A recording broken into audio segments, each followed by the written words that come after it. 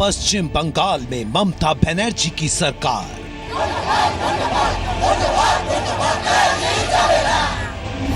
तमिलनाडु में जयललिता पर भरोसा बरकरार।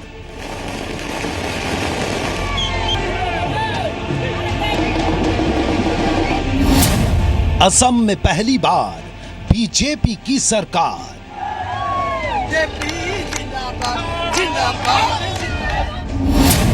केरल में लेफ्ट गठबंधन की नैया पार। कमल की जीत और हाथ की हार। हम मां कामाक्षा को,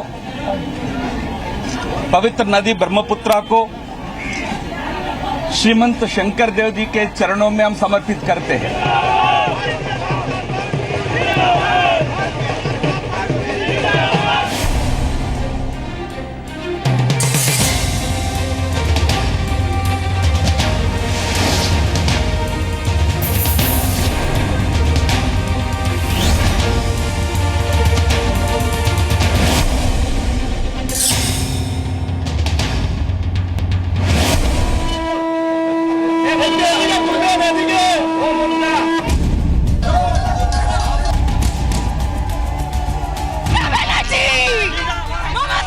जीत का शंखनाद है।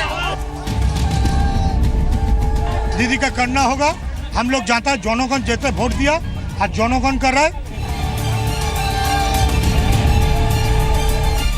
ठंडा ठंडा कूल कूल घरे घरे तीनों। आकाशे जागे गो नयन मेली, पहाड़िया सुर झूमुर झूमुर। ममता दी जरूर आएगा, वो कोई बात नहीं हो तो आएगा, आया है, आ गया।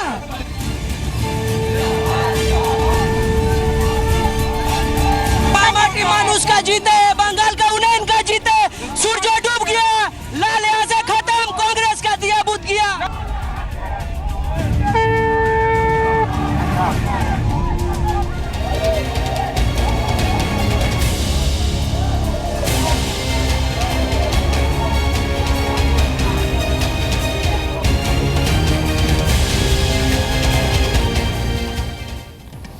तो ये नारा तो दिया जा रहा था चुनावों से ठीक पहले भी, और ये नारा जैसे ही टीएमसी की जीत हुई आज एक बार फिर से दिया गया। ठंडा ठंडा कूल कूल घोरे घोरे तृणमूल। ममता पश्चिम बंगाल में जब ये चुनावी नारा उन्होंने दिया था तो कांग्रेस, लेफ्ट और बीजेपी को इस कदर हार का एहसास नहीं था। ना लेफ्ट कांग्रेस का गठबंधन चला, ना ही बीजेपी के चुनावी वायदे चले। ममता की आंधी में सब उड़ गए।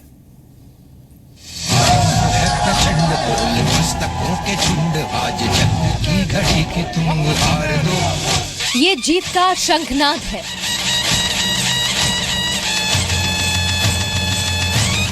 ये मां माटी मानुस की जीत है।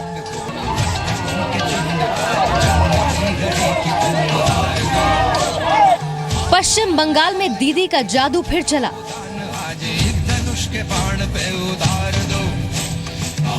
ममता की आंधी में उड़े लेफ्ट और कांग्रेस। माटी मानुष का जीते, बंगाल का उन्नयन का जीते। सूरज डूब गया, लाल यहाँ से खत्म, कांग्रेस का दिया बुत गया। ठंडा ठंडा कूल कूल घरे घरे तीनों।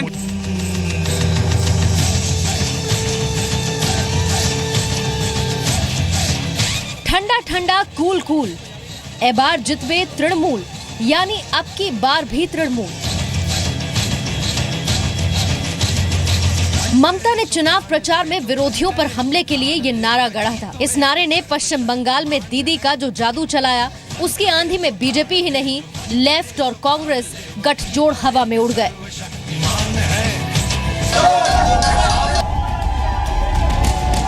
रुझानों के 1 घंटे के अंदर ही पश्चिम बंगाल में दीदी की बम्पर जीत के जय घोष लगने शुरू हो गए। देखिए, ये लगातार जो परंपरा ये भी आने लगे हैं और घंटे बजने लगे हैं और शंखनाद होने लगा है ममता बनर्जी के घर के बाहर की, जो हम आपको तस्वीर दिखा। कोलकाता में ममता बनर्जी के घर के बाहर सुबह से ही शंख और घंटे की आवाज गूंजने लगी। से जागे गो नयन मेली, पहाड़िया सुर झूमुर झूमुर। हरे रंग में रंगे कार्यकर्ताओं ने होली मनाना शुरू कर दिया। एक दूसरे को जीत की बधाई और दीदी के शंखनाद से मानो पूरा कोलकाता गुंजायमान हो उठा। ममता दी जरूर आएगा, वो कोई बात नहीं हो तो आएगा, आया है, आ गया। 2011 में जीत का जश्न भी शायद इस जीत के जश्न के आगे फीका सा हो गया था। वो जीत खास थी तो इस जीत के और ही मायने थे।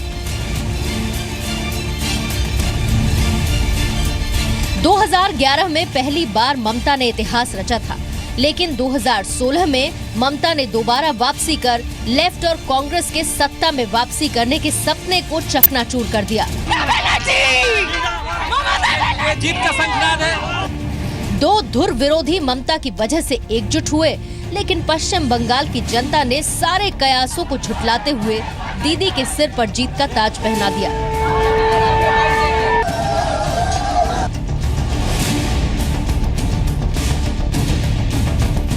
ठंडा ठंडा कूल कूल घोड़े घोड़े तीनों। जतोई करो जोट, पाबे नाको एकटाऊ वोट, यानी जितना भी गठजोड़ कर लो एक भी वोट नहीं मिलेगा।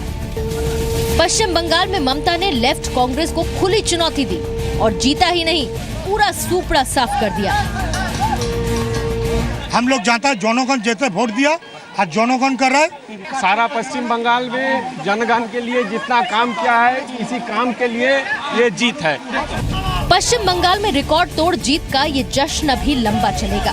ममता बनर्जी ने वो कर दिखाया जिसकी उम्मीद बड़े से बड़े चुनावी पंडित भी नहीं कर रहे थे। एक एक सीट के लिए टीएमसी के विरोधी दल तरस गए।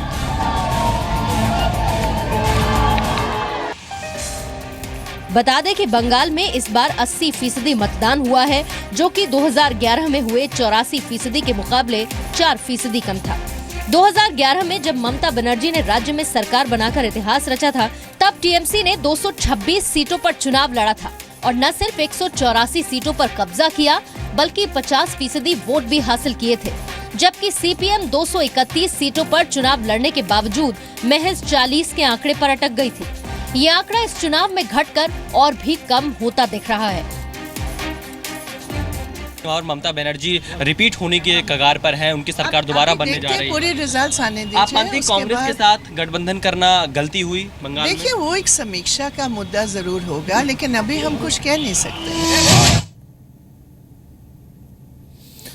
तो आपने देखा किस तरीके से जीत की खुशियां मनाई जा रही थी। अमूमन ऐसा कहा जाता है कि बीजेपी कह रही है कि हमारे लिए बहुत बड़ा दिन है, लेकिन कहते हैं कि हासिल महफिल कौन रहा, यानी दिन का कौन सबसे बड़ा शेर रहा, वो तो ममता बनर्जी ही निकल के सामने आ रही है। इससे पहले कि मैं अपने पैनल को इंट्रोड्यूस करूं, एक बार फिर से नतीजों और रुझान का रुख कर लेते हैं सभी राज्यों से जो आ रहे हैं। पूर्णिमा के पास चलते हैं।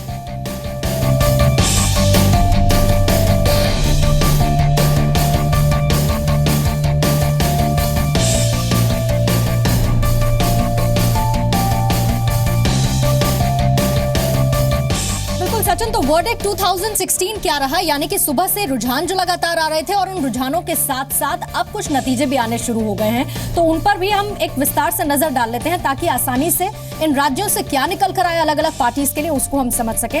तो सबसे पहले जो हम नजर डाल रहे हैं वो हम असम पर डाल रहे हैं, जहां पर सभी सीटों पर 126 सीटों पर रुझान साफ है।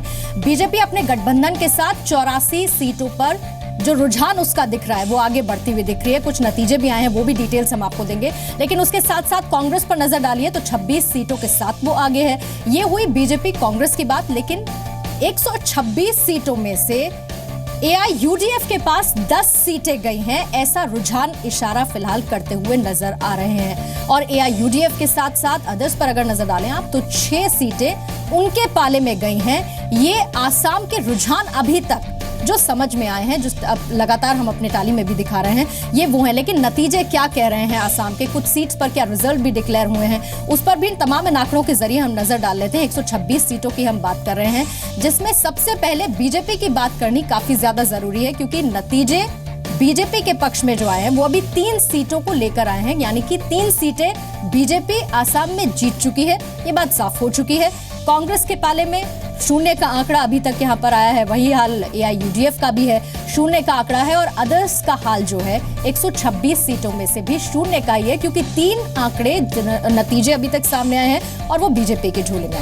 फिर वेस्ट बंगाल पर फटाफट से हम नजर डाल लेते हैं कि वेस्ट बंगाल में अभी तक क्या नजर आ रहा है, अलग अलग पार्टीज की क्या कंडीशन यहाँ पर दिख रही है। और ये आंकड़े जो इस वक्त हम आपको वेस्ट बंगाल के दिखाने जा रहे हैं, उसमें 294 सीटों की बात हो रही है। 294 सीटों के रुझान क्या कह रहे हैं, जिसमें बीजेपी के पास 4 सीटें आई हैं, क्योंकि वेस्ट बंगाल में जो जश्न की तस्वीरें थी वो सबसे ज्यादा टीएमसी की तरफ से देखने को मिली। और देखिए रिजल्ट्स भी जो रुझान है वो यही दिखा रहे हैं। 214 सीटों के साथ टीएमसी अपनी बढ़त वेस्ट बंगाल में बनाई हुई है। और दूसरी पार्टीज पर भी नजर डालना होगा, हालांकि टीएमसी ने क्लीन स्वीप सबको कर दिया है, सीपीएम प्लस 30 के साथ है, लेकिन फिर भी बेहतर कंडीशन में है अगर आप बाकी पार्टीज पर नजर डालें। और सीपीएम के साथ साथ अगर हम और दूसरी पार्टीज पर जाएं तो वो क्या आंकड़े दिखा रही हैं।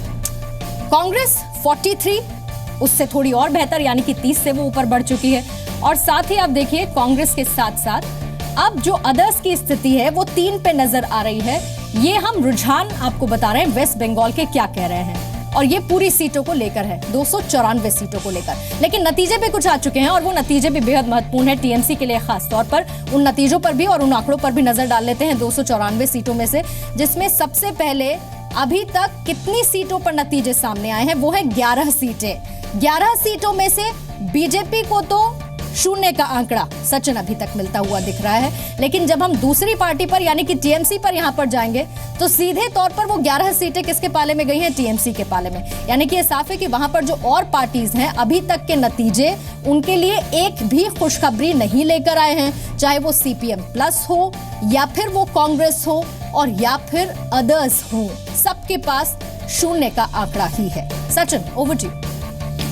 जी बिल्कुल, फिलहाल इन नतीजों को, रुझानों को समझाने के लिए बहुत बहुत शुक्रिया आपका।